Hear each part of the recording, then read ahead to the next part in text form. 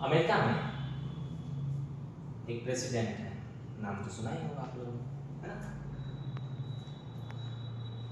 उनके कुछ फैसले, कई सारे फैसले उनके ऐसे होते हैं जो बड़े अजीबोगरीब होते हैं ना। पूरी दुनिया में वो बड़े भूचाल से आए हुए हैं उनके फैसलों से। भारत के साथ भी आपने पढ़ा है, पूरी दुनिया में कई सारी चीज़ें वो अपने तरह से करना चाहते हैं। वो एक बहुत बड़े बिजनेसमैन है, वो बहुत बड़े बिजनेसमैन है और बहुत सफल बिजनेसमैन है। फिर बाद में वो दूसरी बार अमेरिका के प्रेसिडेंट बने, तो उनको अलग तरीके से दुनिया को चलाने का शौक है। लेकिन कई बार वो कई जगह पर सफल हो पाते हैं, कई जगह पर सफल नहीं हो पाते हैं। उसी में मामला एक बार फिर से अटक गया अमेरिका में, और ये बहुत इंपॉर्टेंट वर्ड है शट डाउन, है ना। अमेरिका में हम वर्ड सुनते हैं एक शट डाउन। अब यही हमें समझना है ये शट डाउन है क्या। इससे हम थोड़ी सी अमेरिका की जो हिस्ट्री है, थोड़ी सी ज्योग्राफी है, उसको हम समझने की कोशिश करते हैं, है ना। सबसे पहले शट डाउन का मतलब क्या होता है ना। सबसे पहले शट डाउन का मतलब क्या होता है, आप इसे समझो। अमेरिका सरकार को चलाने के लिए हर साल बजट पास करना होता है। हम भी करते हैं बजट पास, हमारे देश में भी बजट पास होता है। अगर सीनेट और हाउस, अमेरिका में दो सदन है ना। अमेरिका में दो सदन है, भारत में भी दो सदन है जहां से बजट पास होता है, एक लोकसभा एक राज्यसभा। तो अमेरिका में भी दो सदन है, जिसमें हम कहते हैं सीनेट और एक को हम कहते हैं हाउस। जैसे हमारा यहाँ पर लोकसभा है, वहां पर वैसी जो संस्था है उसे हम कहते हैं हाउस ऑफ रिप्रेजेंटेटिव, और हमारे पास जो राज्यसभा है उसे उस जैसी संस्था को वहां पर कह देते हैं सीनेट। ठीक है, हमारी लोकसभा वहां पर हाउस ऑफ रिप्रेजेंटेटिव, हमारी राज्यसभा वहां पर सीनेट, और दोनों को मिला देते हैं। अगर हाउस ऑफ रिप्रेजेंटेटिव और सीनेट दोनों को मिला देते हैं, हम कहते हैं उसे कांग्रेस, है ना। तो अगर सीनेट और हाउस किसी वजह से सहमत नहीं होते हैं और फंडिंग बिल पास नहीं होता है, तो सरकारी एजेंसियों को वेतन नहीं मिल पाता है। बजट हमारे यहाँ भी सरकार पास कराती है, लेकिन हमारे यहाँ प्रोविजन डिफरेंट है। हमारे यहाँ बजट पर राज्यसभा को बहुत ज्यादा शक्तियां नहीं दी गई है। अगर एक बिल लोकसभा से पास होकर राज्यसभा में चला जाता है, तो यही होता है ना। देखो सामान्यतः होता क्या है, कोई भी बिल होता है वो लोकसभा राज्यसभा दोनों जगह से पास होता है तो वो कानून बन जाता है।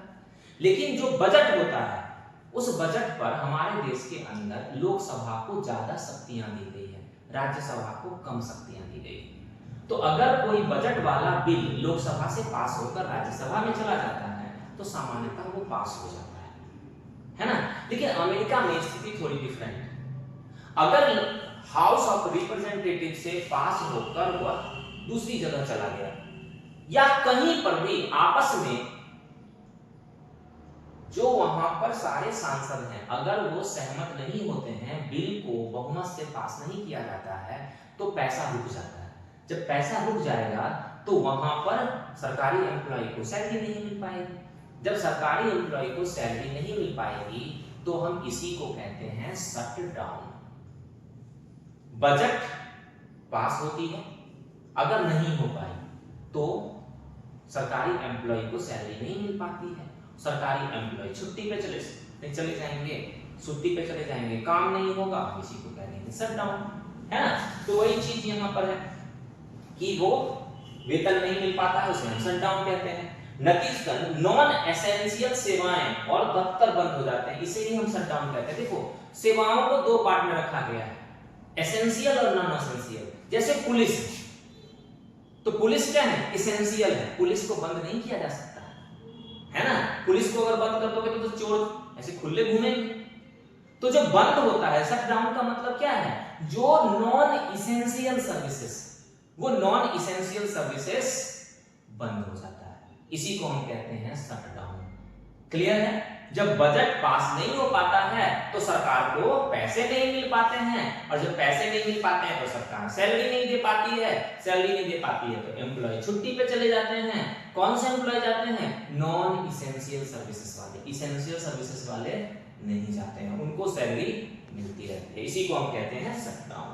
ओके, मतलब क्यों ये डिस्प्यूट क्यों आया, तो ये डिस्प्यूट इसलिए आया कि इससे पहले वाली सरकार में कुछ स्वास्थ्य योजनाएं स्टार्ट की गई थी, है ना। इससे पहले जो सरकार थी उस सरकार में कुछ स्वास्थ्य योजनाएं स्टार्ट की गई थी, ये जो ट्रम्प सरकार आई, तो ट्रम्प सरकार का कहना है कि जो पहले जो स्वास्थ्य सेवाएं स्टार्ट की गई थी उसकी वजह से सरकार का खर्च बढ़ जाता है, बढ़ गया है, और सरकार के खर्च बढ़ने की वजह से हमारा घाटा बढ़ गया है ना।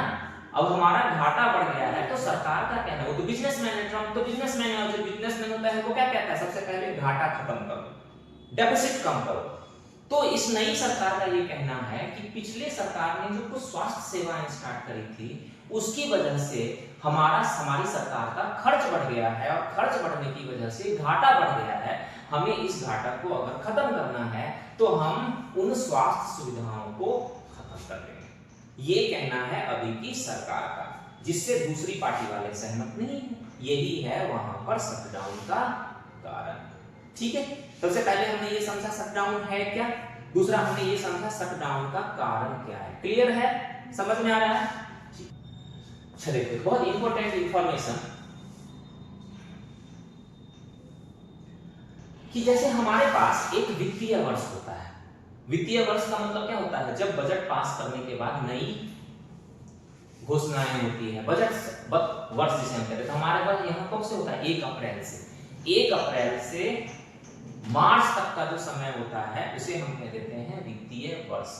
हमारे यहाँ वित्तीय वर्ष कब से स्टार्ट होता है, 1 अप्रैल से, और अमेरिका में वित्तीय वर्ष कब से स्टार्ट होता है, 1 अक्टूबर से, है ना। तो 1 अक्टूबर से पहले क्या होता है, बजट पास कराना होता है। अगर बजट पास हो गया तो ठीक है, नहीं तो शटडाउन, है ना।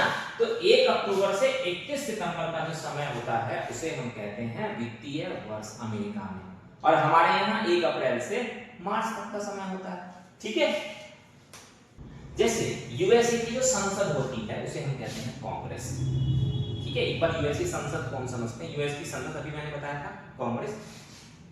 कांग्रेस 2 तरह से बनी हुई होती है, 2 पार्ट में बटी हुई होती है, एक हाउस ऑफ रिप्रेजेंटेटिव, दूसरी सीनेट। ये हाउस ऑफ रिप्रेजेंटेटिव हमारे लोकसभा की तरफ होती है और सीनेट हमारे राज्यसभा की तरफ होती है। अभी अभी मैंने डिस्कस किया था, हाउस ऑफ रिप्रेजेंटेटिव में 435 मेंबर होते हैं, 435, और सीनेट में 100 मेंबर होते हैं।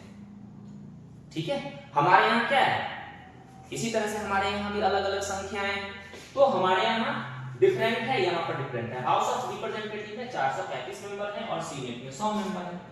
अब देखो, एक बहुत इंपॉर्टेंट, कई बार क्या होता है एग्जाम में आपको भारत और किसी इंपॉर्टेंट देश को कंपेयर करके पूछा जाता है ना, कंपेयर करके पूछा जाता है।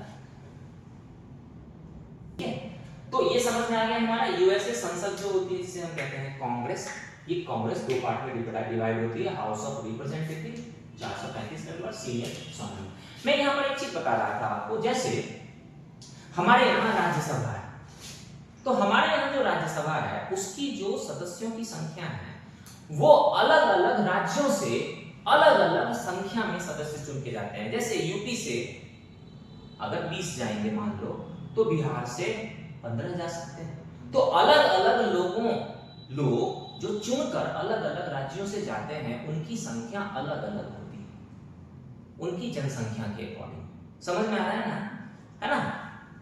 यूपी से कुछ और संख्या में जाएंगे, बिहार से कुछ और संख्या में जाएंगे, मध्य प्रदेश से कुछ और संख्या में जाएंगे। लेकिन अमेरिका में स्थिति बिल्कुल डिफरेंट है।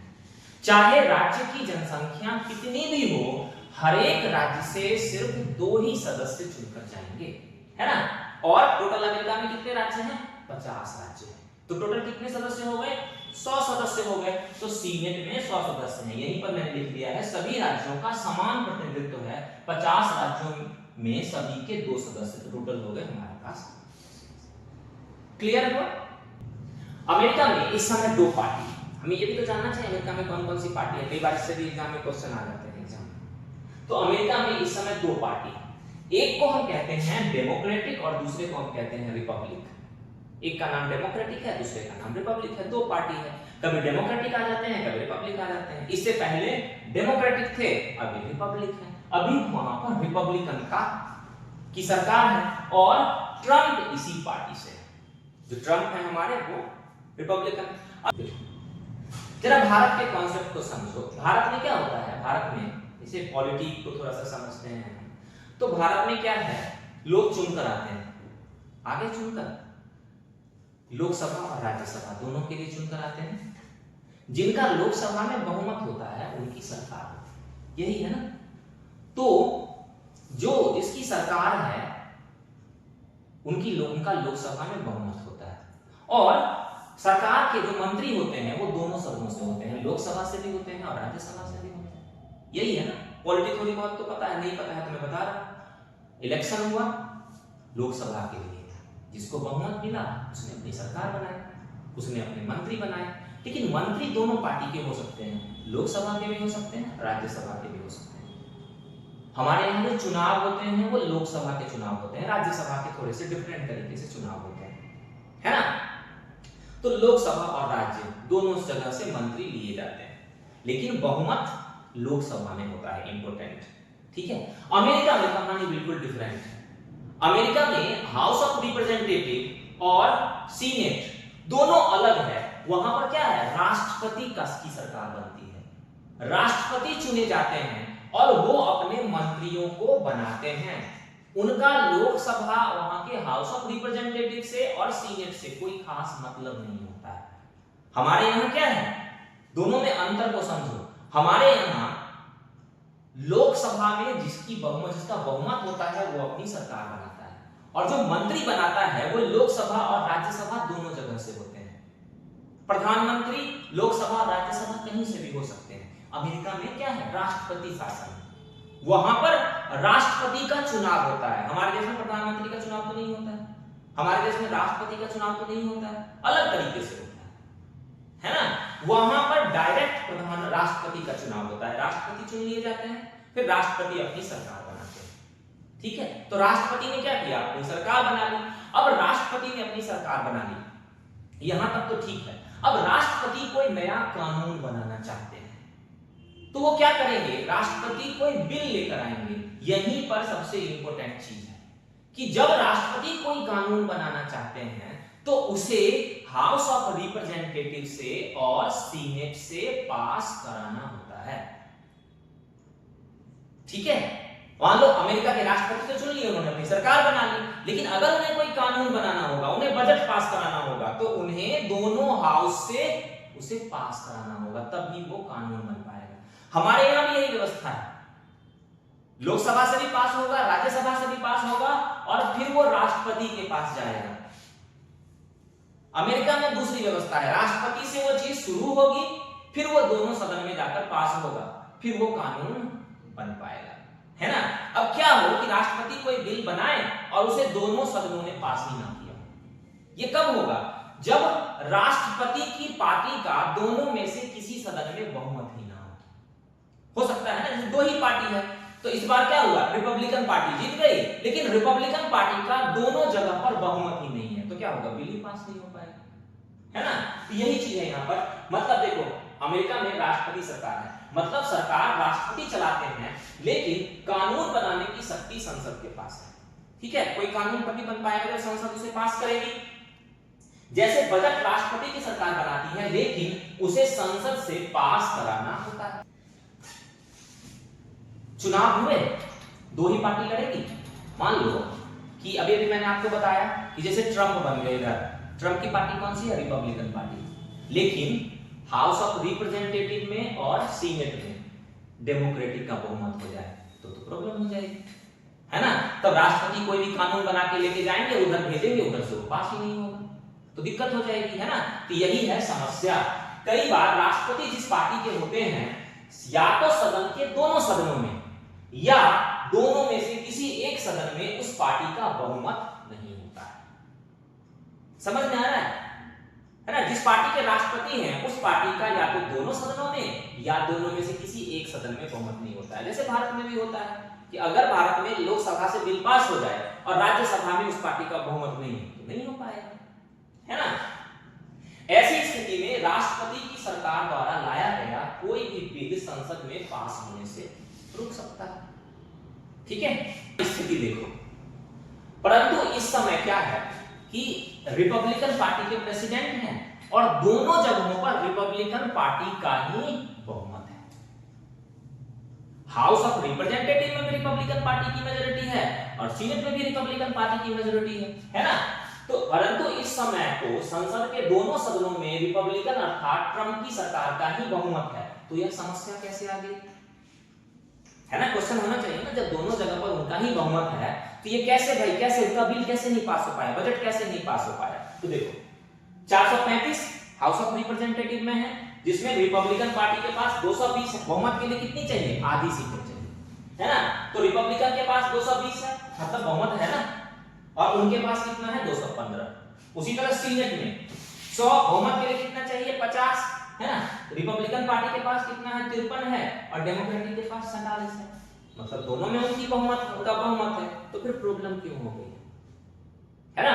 अब देखो समस्या के पीछे है सीनेट का एक और नियम। जैसे हमारे यहाँ भी नियम है ना कि कुछ बिल ऐसे होते हैं जिन्हें 2/3 बहुमत से पास करना होता है ना। जिन्होंने पॉलिटी नहीं पढ़ी है उनको नहीं पता होगा, जिन्होंने पढ़ी उनको पता होगा।